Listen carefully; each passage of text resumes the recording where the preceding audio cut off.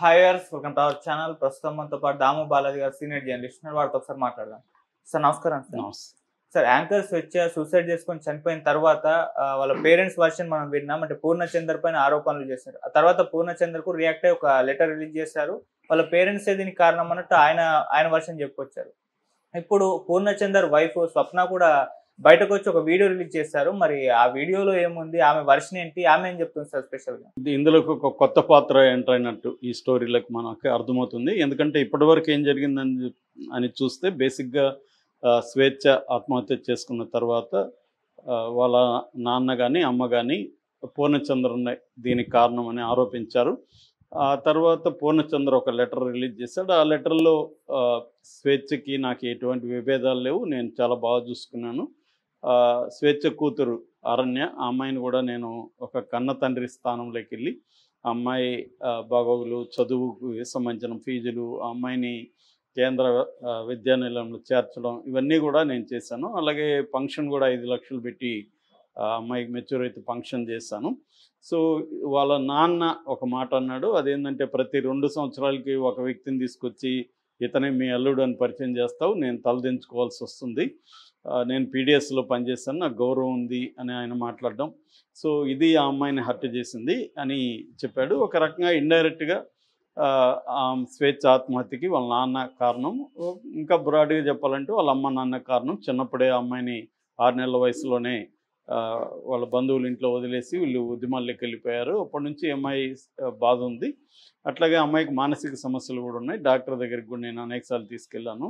మొన్న కూడా అరుణాచలంకి తీసుకెళ్ళమంటే తీసుకెళ్ళాను. ఇదంతా అతను చెప్పాడు. దీని తర్వాత ఈ లెటర్ బయటకు వచ్చిన తర్వాత స్వేచ్ఛ కూతురు అరణ్య మీడియాతో మాట్లాడుతూ నన్ను అబ్యూజ్ చేశాడు, నన్ను బ్యాడ్ టచ్ చేశాడు కొన్ని ప్లేసుల్లో. సో అట్లాగే మా అమ్మను నన్ను కలవనిచ్చేవాడు కాదు, ఒక రకం మేము ఇద్దరం ఎనిమిస్లాగా ఉండేవాళ్ళం, ఇదంతా కూడా ఆ అమ్మాయి చెప్పింది. దాని తర్వాత డ్రామాటిక్గా మొన్న నైట్ అర్ధరాత్రి దాటిన తర్వాత పూర్ణచంద్ర వాళ్ళ అడ్వకేట్స్ శ్రవణ్తో కలిసి వెళ్ళి చిక్కడపల్లి పోలీస్ స్టేషన్లో సరెండర్ అయిపోయాడు. దాని తర్వాత అక్కడ చిక్కడపల్లి ఏసీపీ రమేష్ కుమార్ మీడియాతో మాట్లాడుతూ ఇతను కన్ఫెస్ చేశాడు, నా వల్లనే ఆమె చనిపోయింది, నేను 2009 నుంచి ఆమెకు పరిచయము, అప్పుడు ఆ తర్వాత అప్పటికే ఆమెకి ఒక హస్బెండ్తో విడాకులైంది. దాని తర్వాత 2016-17 విడాకులకి నేనే కారణము, నేనే చెప్పాను నువ్వు నీ హస్బెండ్తో విడాకులు తీసుకో, నా భార్య దగ్గర నేను కూడా విడాకులు తీసుకుంటాను, మన ఇద్దరం పెళ్లి చేసుకుందామని నేను చెప్పాను. నేను చెప్పడం వల్లే ఆమె విడాకులు తీసుకునింది. దాని తర్వాత నేను మోసం చేశాను, నేను నా భార్యకు విడాకులు ఇవ్వలేదు. అప్పటి నుంచి కూడా మా ఇద్దరి మధ్య ఇష్యూతో గొడవ జరుగుతుంది. మొన్న అరుణాచలంకి మేము ఇద్దరం వెళ్ళినప్పుడు రిటర్న్లో ఒక డాబాలో కూర్చున్నప్పుడు అమ్మాయి మళ్ళీ ఈ టాపిక్ చెప్పింది, నేను పెళ్లి చేసుకోమని. లేదు నేను చేసుకోను అని చెప్పాను. అప్పుడు మాకు గొడవ జరిగింది. నన్ను అమ్మాయి బెదిరిస్తే నేను, నాకు రాజకీయ నాయకత్వం తెలుసు బాగా, నేను సంతోష్ కుమార్ అనుచరుని, పిఏని, సంతోష్ కుమార్కి మన రిలేషన్షిప్ కూడా తెలుసు అని నేను అమ్మాయిని బెదిరించాను. సో అందుకని నా వల్లనే అమ్మాయి ఆత్మహత్య చేసుకుందని అతను కన్ఫెస్ చేసినట్టుగా ఏసీపీ చెప్తున్నాడు. సో అతని మీద ఇప్పుడు మొత్తం 3 అంటే 2 చట్టాలు 3 సెక్షన్లు పెట్టారు. ఒకటేమో పోక్సో కేసు. పోక్సో అంటే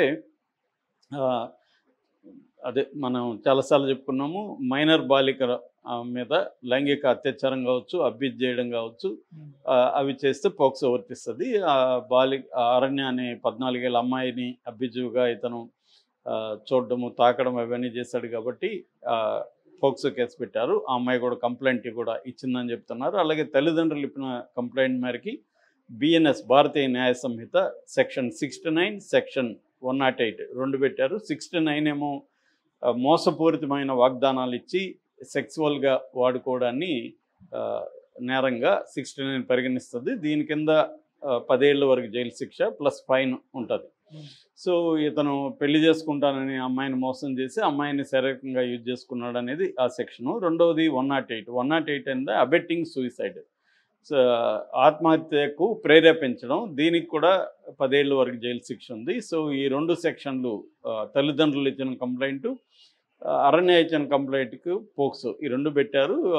సండే మేజిస్ట్రేట్ దగ్గర తీసుకెళ్తే ఆయన 14 రోజులు రిమాండ్కి ఇచ్చారు. చెంచల్గూడలో ఉన్నాడు. ఈ నేపథ్యంలో అర్లీ మార్నింగ్ నుంచి ఒక వీడియో వైరల్ అవుతుంది. అదేంటంటే పూర్ణచందర్ భార్య స్వప్న, అమ్మాయి పేరు, ఆమె రంగంలో దిగింది. ఆమె ముఖానికి మాస్క్ వేసుకుని ఒక వీడియో పెట్టింది. ఆ వీడియోలో ఆమె ఏం చెప్తుందంటే, ఇట్లా స్వేచ్ఛ నాకు మా హస్బెండ్ ద్వారా పరిచయము. అయితే నాకు బిగినింగ్లో వీళ్ళకిద్దరికి రిలేషన్షిప్స్ ఉన్నది తెలియదు. తర్వాత ఒకరోజు స్వేచ్ఛనే నాకు ఫోటో పంపించింది, వీళ్ళిద్దరున్న ఫోటో.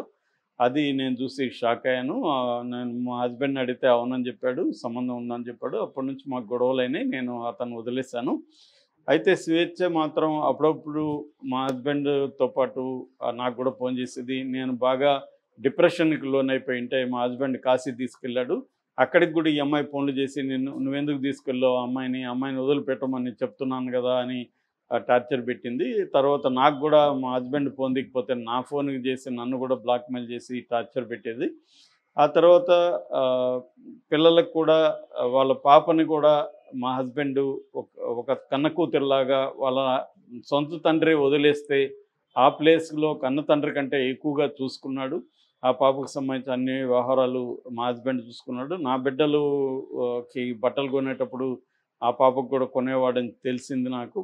సో అని అరణ్యాన్ని ఉద్దేశించి కూడా, అరణ్య నువ్వు ఇలా ఆరోపణలు చేయడం బాలేదు, నేను చాలా హర్ట్ అయ్యాను, నిన్ను బాగా చూసుకున్నాడు కదా, నా బిడ్డల కంటే నిన్నే బాగా చూసుకున్నాడు అని అరణ్యకు చెప్తుంది. ఇదంతా అబద్ధం. మా ఆయన మంచోడు, మా ఆయన అటువంటి నీచానికి పాల్పడ్డు. సో నా పిల్లలు ఇప్పుడు ఏమవ్వాలి, నేనేమవ్వాలి, సో ఇలాంటి ఆరోపణలు చేయడం కరెక్ట్ కాదు. స్వేచ్ఛనే మమ్మల్ని ఇబ్బంది పెట్టింది, నన్ను టార్చర్ చేసింది, మా హస్బెండ్ బ్లాక్మెయిల్ చేసింది అని. నేను ఇప్పుడు నాకు చట్టంలో నమ్మకం ఉంది, నేను మా హస్బెండ్ని కాపాడుకుంటాను అనేది ఆమె ప్రధానంగా మాట్లాడుతుంది. సో ఇది ఒక రకంగా ఆమె ఆవేదనని తెలియజేసిందని చెప్పుకోవచ్చు.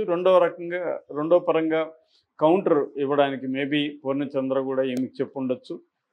ఇప్పుడు నీ వర్షన్ కూడా చెయ్యని, ఎందుకంటే పూర్ణచంద్ర కూడా తెలివైన వ్యక్తిగా మనకు కనిపిస్తున్నాడు. ఒక ఆర్గనైజర్గా అతను వెళ్తున్నాడు. అంటే ఆ లెటర్ రిలీజ్ చేసి తన వెర్షన్ చెప్పడం. జనరల్గా ఏమవుతుందంటే ఇలాంటి ఆరోపణలు వచ్చినప్పుడు ఆరోపించబడిన వ్యక్తులు పారిపోతారు. పారిపోయి కొద్ది రోజులు ఎక్కడో ఉండి వాళ్ళని పోలీసులు పట్టుకొని ఇవన్నీ జరుగుతాయి. కానీ ఈ అబ్బాయి క్లారిటీగా ముందు పబ్లిక్ డొమైన్లో తన మీద జరుగుతున్న ఒక ప్రచారాన్ని కౌంటర్ చేయడం కోసం తన వెర్షన్ ఏంటో 5 పేజీల్లో డీటెయిల్గా రాశాడు. అందులో ఓపెన్గానే కన్ఫెస్ అయ్యాడు, ఎక్కడ ఇది చేయలేదు. అయితే తన మీద వచ్చిన నేను అమ్మాయి ఆత్మహత్య కారణం అనే వెర్షన్ని అతను ఖండించి తల్లిదండ్రులే కారణం అనే దానికి ఒక నెరేటివ్ని అతను బిల్డప్ చేశాడు. సో దానికి కొంత వాళ్ళ నాన్న మాట్లాడిన దాంట్లో కూడా కొంత కనబడుతుంది. ఎందుకంటే 5 ఏళ్ళుగా ఈ అబ్బాయిని మాకు పరిచయం చేయలేదు, మేము ఇన్వాల్వ్ అయితే సూసైడ్ చేసుకుంటాను బెదిరించింది, అవన్నీ వాళ్ళ నాన్న కూడా చెప్పడం వల్ల ఈ అబ్బాయి వెర్షన్ కూడా కొంతమందికి కన్విన్సింగ్గా అనిపించింది. ఆ తర్వాత ఆ అబ్బాయి సరెండర్ అవ్వడం కూడా, అర్ధరాత్రి పోయి సరెండర్ అవ్వడం అంటే అర్థం మీడియాలో ఒక అనవసరంగా అతని విజువల్స్ రావడం ఇష్టం లేకుండా అర్ధరాత్రి పోయి సరెండర్ అయ్యాడు. సో అడ్వకేట్ని తీసుకెళ్ళాడు. దానివల్ల ఏమవుతుందంటే అనవసరమైన ఇంకొక డ్రాగాన్ కాకుండా కట్ చేశాడు. దాని తర్వాత ఈరోజు ఎప్పుడైతే అతనికి కూడా తెలియదు కదా పోక్సో పెడతారని, సరెండర్ అయినప్పటికీ తెలియదు. సో వాళ్ళు ఏంటంటే పోక్సో పెడితే స్ట్రాంగ్గా ఉంటుంది, ఈ మామూలుగా అబెట్టింగ్ సూసైడ్ పెద్దగా నిలవదని వాళ్ళకు కూడా అడ్వైజ్ ఇచ్చినట్టున్నారు స్వేచ్ఛ పేరెంట్స్కి కూడా. సో వాళ్ళు కూడా అడ్వకేట్ సలహా తీసుకొని పోక్సో కేసు కరెక్ట్గా ఉంటుందని చెప్పి ఈ అమ్మాయి దగ్గర అది పెట్టించడం కనిపిస్తుంది.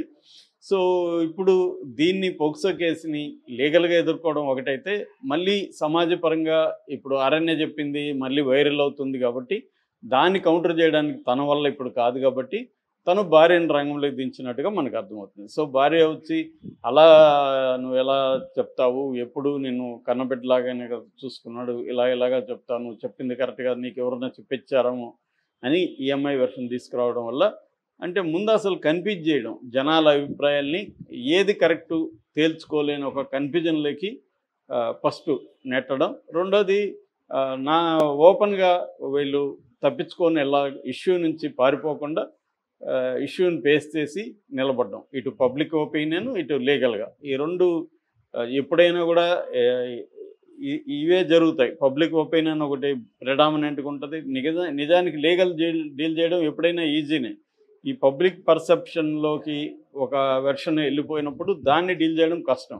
అందుకని మేబీ అతను మీడియాలో ఉండడం, రాజకీయాల్లో యాక్టివ్లో ఉండడం వల్ల అతనికి ఈ విషయాల మీద అండర్స్టాండింగ్ ఉంది. సో అతను ఒక వైఖరిని తీసుకెళ్తున్నాడు. ఇది ఫైనల్గా కొంతమంది ఏమంటున్నారంటే బ్యాక్ ఛానల్లో సెటిల్మెంట్లు అయిపోతాయి, ఫైనల్గా ఏం జరగదని కొంతమంది అంటున్నారు.